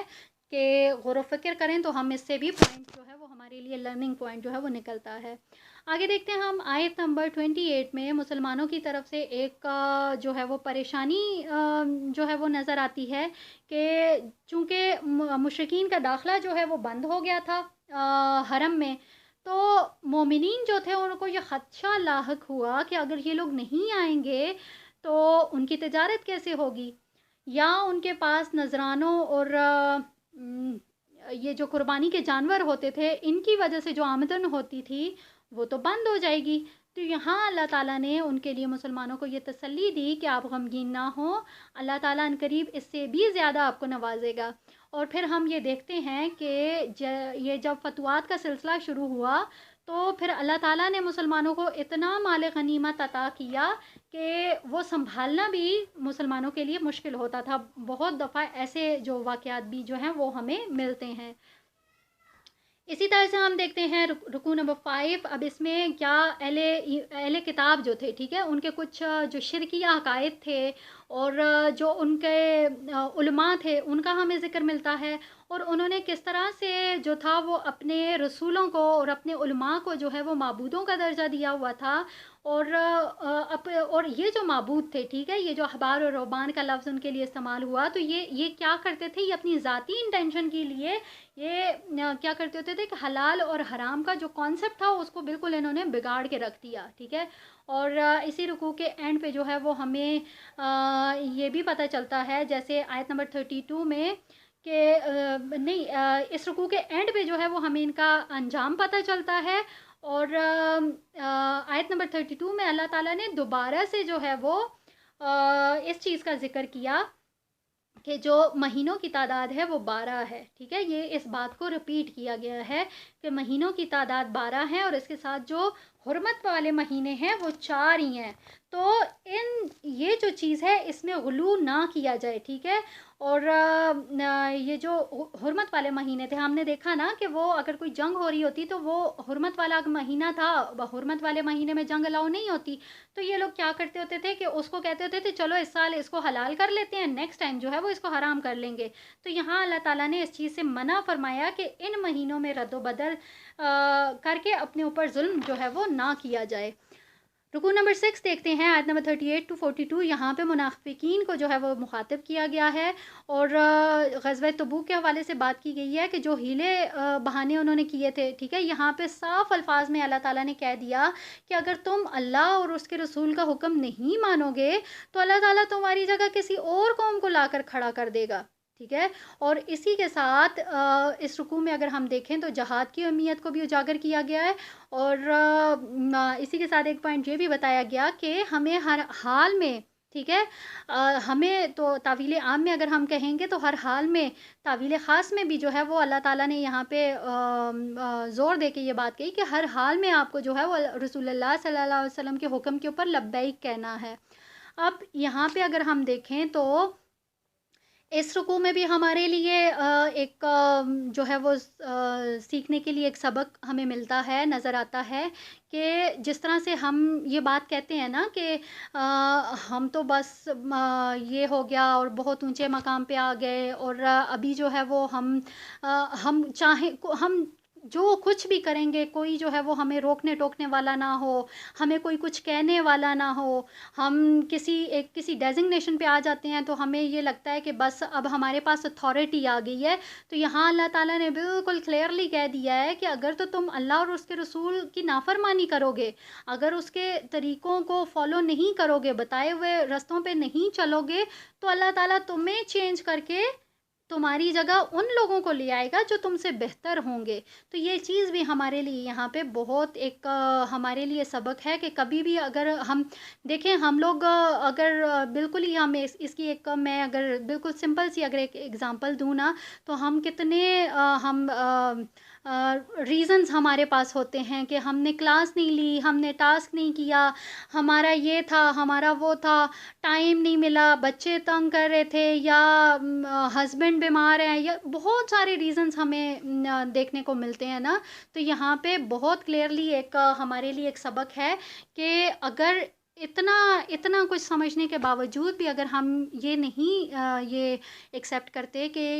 ये हमारी एक खुशकिस्मती है, हम इसको अगर ऑन नहीं करते तो अल्लाह ताला के लिए कोई मुश्किल नहीं है कि वो हमें यहाँ से हटा के हमारी जगह किसी और को ले आए। और हम अपनी आँखों से हम ये सारी चीज़ें देखते हैं, और हम ये सारा कुछ हमारे बिल्कुल इर्द-गिर्द हो रहा होता है। हम देख रहे होते हैं कि किस तरह से लोग जो हैं वो आते हैं और निकल जाते हैं, और किस तरह से बातों को वो बेस बना के और वो चले जाते हैं। तो ये सारी चीज़ें जो हैं यहाँ पे बहुत एक गहरा सबक है हमारे लिए, कि जो कुछ भी होता है ना वो किसी इंसान की मर्ज़ी से नहीं होता, उसमें अल्लाह ताला की मर्ज़ी शामिल होती है। और यहाँ पे एक बात मैं ज़रूर ये बात इसमें ऐड करना चाहूँगी कि देखें, हदायत जो है वो हम चाहेंगे भी ना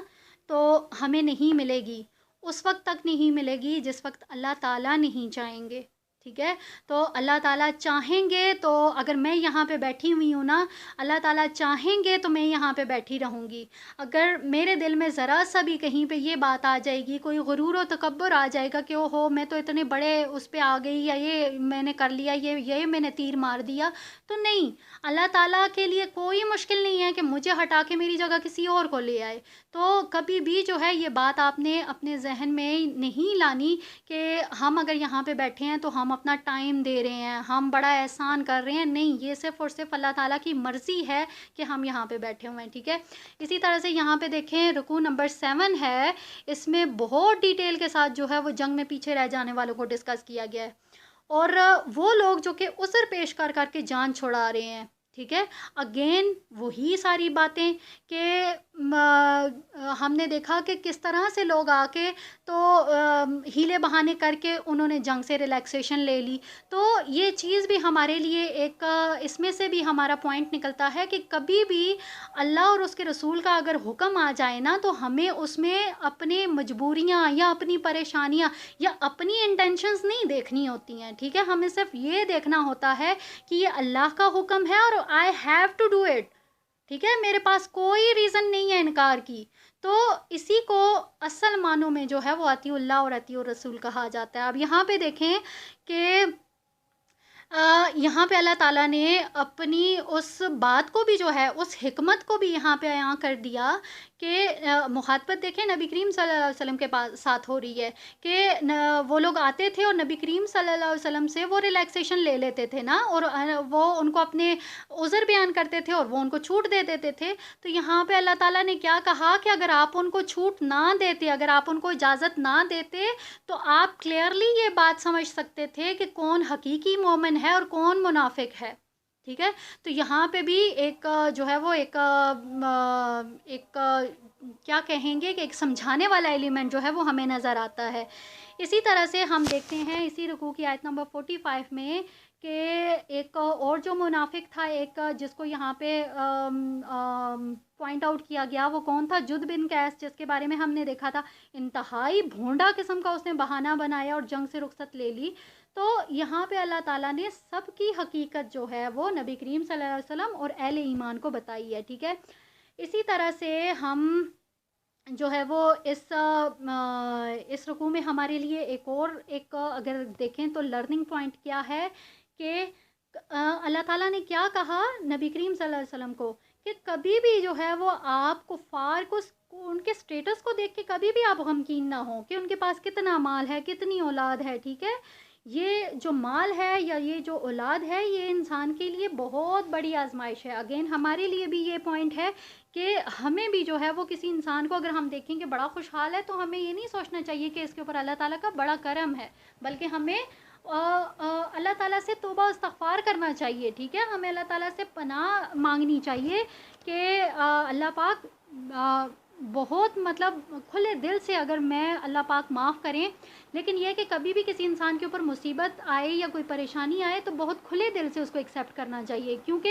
ये जो मुसीबतें होती हैं या ये जो परेशानियां होती हैं ये असल में आपका इम्तिहान होती हैं, और अल्लाह ताला देखना चाह रहे होते हैं कि आप अपनी इस परेशानी में कितना आप कोई डट के खड़े रहेंगे। ठीक है, तो ये जो सारी चीज़ें होती हैं ये इंसान की आजमाइश के लिए होती हैं। और आगे देखें, अगर इसी रुकू की आयत नंबर 58 में मुनाफिकीन की जानिब से जो है वो नबी करीम सल्लल्लाहु अलैहि वसल्लम के ऊपर जो सदक़ात के हवाले से इल्ज़ाम लगाया गया, اور کہ انہوں نے جو ہے وہ مال کی جو تقسیم کی ہے وہ منصفانہ طریقے سے نہیں کی. تو اس کا جواب جو ہے وہ ہمیں ان آیات میں ملتا ہے. اور اسی کے ساتھ ساتھ اس رکوع کی جو آیت نمبر 60 ہے، ٹھیک ہے، اس میں کمپلیٹ جو ہے وہ اللہ تعالیٰ نے صدقات اور یہ جو زکوٰۃ ہے اس کے مصارف جو ہے وہ بیان کیے کیے ہیں کہ زکوٰۃ جو ہے وہ کن لوگوں کو دی جائے گی، ٹھیک ہے، تاکہ یہ جتنی بھی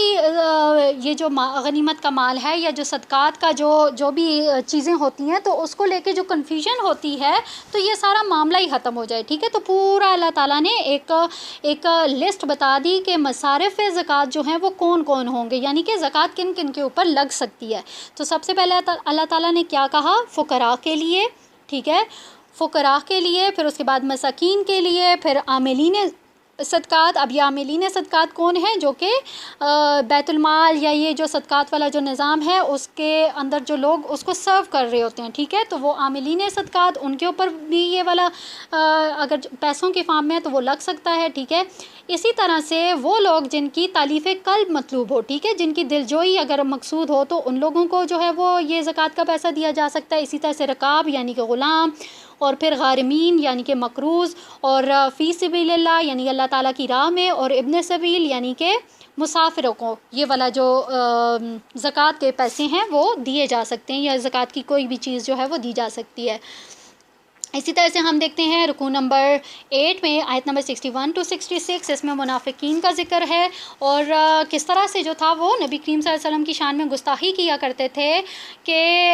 ان کے بارے میں وہ کس طرح کے کلمات استعمال کرتے تھے، ٹھیک ہے، کہ ان کی انٹینشن کیا ہوتی تھی کہ وہ نبی کریم صلی اللہ علیہ وسلم کو ایذا پہنچائیں، ٹھیک ہے. تو یہاں پہ بھی ان کا جواب دیا گیا کہ ایسے لوگوں کے لیے جو ہے وہ دردناک عذاب ہے. اسی طرح سے ہم رکوع نمبر 9 دیکھتے ہیں، اس میں بتایا گیا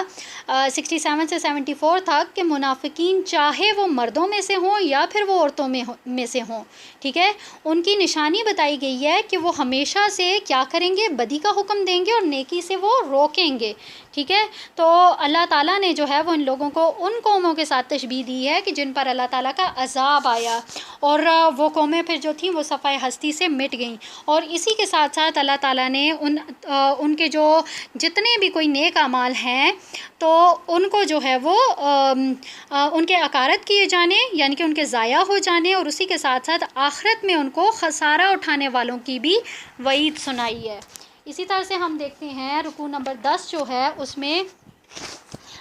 نبی کریم صلی اللہ علیہ وسلم کو کفار اور منافقین کے خلاف جو ہے وہ جنگ کرنے میں جو ہے وہ سختی کا حکم دیا ہے، کہ ظاہر اللہ تعالیٰ نے ان کی حقیقت بتائی ہے نا، اور پھر اس کے بعد اللہ تعالیٰ نے غصے کا اظہار بھی کیا ہے کہ اگر یہ لوگ اگر نبی کریم صلی اللہ علیہ وسلم کے پاس آ کر ان سے معافیاں مانگیں اور ان سے متاثر ہو کے اگر نبی کریم صلی اللہ علیہ وسلم اگر ان کے لیے استغفار بھی کریں تو پھر بھی جو ہے وہ اللہ تعالیٰ ان لوگوں کو معاف نہیں کرے گا، ٹھیک ہے، کیونکہ ان لوگوں کا جرم جو ہے وہ اتنا بڑا ہے. اس لیے اگر نبی کریم صلی اللہ علیہ وسلم بھی ان کے لیے اگر معافی مانگتے ہیں تو پھر بھی جو ہے وہ ان کو معاف نہیں کیا جائے گا. یہاں پہ الحمدللہ ہمارا جو سورہ توبہ کے جتنے ہم نے کیا تھا وہ سارا کمپلیٹ ہو جاتا ہے. اس کے کیا ہوا تو ہم نے رکوع نمبر 11 بھی ہے، لیکن میں نے 10 پہ اس کو سٹاپ کر دیا، اور آپ کا اگر ایگزام جو ہے وہ بھی جو ہے وہ یہیں تک ہی جو ہے وہ اسی میں سے نکالا جائے گا، ایکسٹریکٹ کیا جائے گا، ٹھیک ہے. تو یہاں پہ جو ہے وہ میں امید کرتی ہوں کہ یہ جو دوبارہ سے میں اللہ تعالیٰ سے یہی دعا کروں گی کہ اللہ تعالیٰ ہم نا بہت خوش نصیب لوگ ہیں کہ اللہ تعالیٰ نے ہمیں یہ سمجھیں کہ دوبارہ سے ہمیں موقع دیا، کہ ایک دفعہ تو ہم یہ کر چکے تھے نا، اس کے بعد اللہ تعالیٰ نے دوبارہ سے ہمیں یہ موقع دیا کہ ہم ان ساری چیزوں کو ریوائنڈ کر سکیں. تو یہاں پہ جو ہے وہ الحمدللہ ہم نے 10 پارے ریوائنڈ کیے، ہم نے اس میں دیکھا کہ کیا کیا احکامات ہیں جو اللہ تعالیٰ کی طرف سے ملے ہیں، ہم نے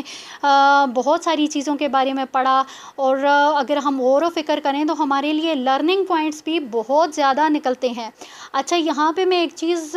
کو ریوائنڈ کرنا بہت ضروری سمجھوں گی کہ دیکھیں جیسے انٹروڈکشن کا الحمدللہ بہت ڈیٹیل لیکچر آپ کو دیا گیا تھا، میں نے جو اس کے سٹارٹ میں جو انٹروڈکشن دیا تھا، میں نے بہت ہی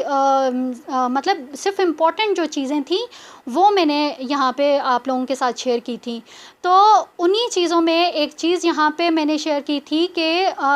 قرآن پاک کا حق کیا ہے کسی یہ انسانوں کے اوپر. تو جیسے ابھی ہم نے بھی 10 پارے کمپلیٹ کر لیے، تو اب ہمارے اوپر بھی قرآن پاک کا حق ہے. ٹھیک ہے، وہ 5 حقوق ہم نے دیکھے تھے کہ ہم نے اس کو پڑھنا ہے، اس کو سمجھنا ہے، اور پھر اس کے بعد ہم نے الحمدللہ پڑھ لیا، سمجھ لیا. اب عمل کا ٹائم ہے. ٹھیک ہے، کہ یہاں پہ ہم نے جو کچھ سمجھا ہے ہم نے اس کے اوپر عمل کرنا ہے، ہم نے اپنی زندگی میں اس کو لے کے آنا ہے. یقین جانیں کہ اگر اتنا کچھ پڑھنے کے باوجود بھی اگر ہمارے اندر جو ہے نا وہ ہمارے خیالات نہیں بدلے، ہماری عادات نہیں بدلی، ٹھیک ہے، تو یہ سمجھیں کہ اس قرآن نے ہمارے اوپر کوئی اثر نہیں کیا. ہم نے یہاں پہ جو ٹائم لگایا نا وہ سارا یہ سمجھیں کہ وہ ضائع گیا. ٹھیک ہے، تو میں دوبارہ سے آپ سب سے یہ التجا کروں گی کہ خدارہ یہ جو 4 لیکچرز ہیں نا ریویژن والے، ان کو بہت جو ہے وہ اچھے سے آپ لوگوں نے پڑھنا ہے، سمجھنا ہے. نوٹس بنانے کا اسی لیے کہا گیا تھا کہ آپ ان کو یہ نہیں ہے کہ یہاں پہ ایگزام کے حوالے سے آپ ان کو یوٹیلائز کریں گے، بلکہ آپ اپنی لائف میں بھی ان کو یوٹیلائز کر سکتے ہیں. دیکھیں ہم زیادہ سے زیادہ باتوں کو کب تک یاد کر سکتے ہیں؟ سال 6 مہینے ہی نا. بہت زیادہ بہت کم لوگ ایسے ہوتے ہیں جن کو سالوں سال باتیں یاد رہتی ہیں. تو ایک ریٹن فارم میں ہمارے پاس چیز ہوگی تو ہم اس کو کبھی بھی یوز کر سکتے ہیں. ٹھیک ہے، آج ہماری دیکھیں کتنی ساری چیزیں جو ہیں وہ کتنی میموری ریفریش ہوگی، کتنی باتوں کے بارے میں ہم نے دیکھا. اور الحمدللہ میں جب اس کو تیار کر رہی تھی تو یقین جانیں کہ بہت ساری ایسی چیزیں تھیں جو نئے طریقے سے میرے اوپر کھلی ہیں. تو اسی لیے میں نے اس کے سٹارٹ میں کہا تھا کہ بہت امپورٹنٹ لیکچر ہے، اس کو آپ نے بہت غور سے سننا ہے، کیونکہ اس میں ہمارے لیے بہت سارے لیسنز ہیں. اور بس اللہ پاک سے یہی دعا ہے کہ ہم نے جو قرآن کریم کے حقوق دیکھے ہیں نا، اللہ تعالیٰ ہمیں اس قابل کر دے کہ ہم وہ حقوق ادا کر سکیں. آمین ثم آمین. ہم اس کو اپنی زندگی میں امپلیمنٹ کر سکیں، تو یہی ہماری سب سے بڑی کامیابی ہوگی. وآخر الدعوانا ان الحمدللہ رب العالمین. بارک اللہ لی ولکم فی القرآن الکریم ونفعنی وإیاکم مما فیہ من الآیات وذکر الحکیم وتقبل منی ومنکم تلاوتہ انہ هو الغفور الرحیم. سبحانک اللہم وبحمدک اشہد ان لا الہ الا انت استغفرک واتوب الیک.